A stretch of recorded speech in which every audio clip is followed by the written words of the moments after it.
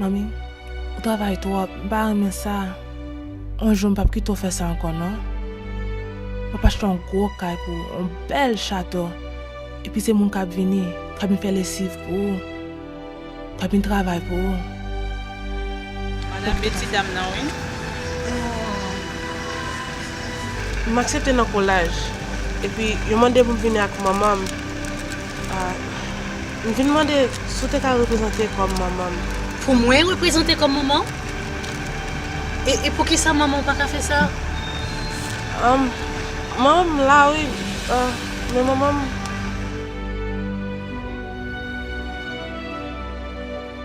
Good afternoon, Mr. Smith. Well, hello there, Jessica. Please call me Jessie. Jesse it is, and this must be your mother. Yes, I am. Pleasure to meet you, madam. Good to meet you, sir. Welcome to Harbor to both of you. Thank you.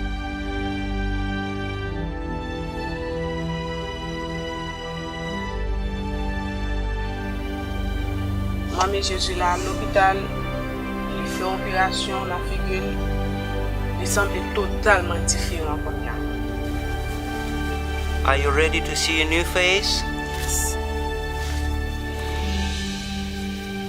Okay. You can see it now.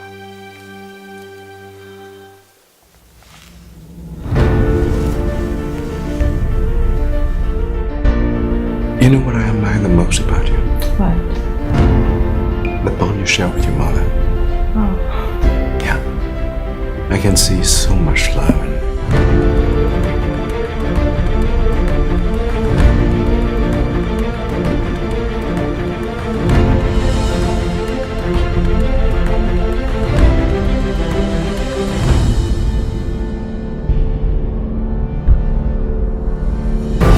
c'est vous qui te bonne petite moi.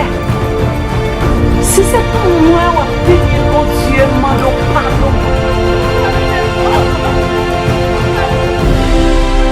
You signed this. Want it or not? You're signing it right now.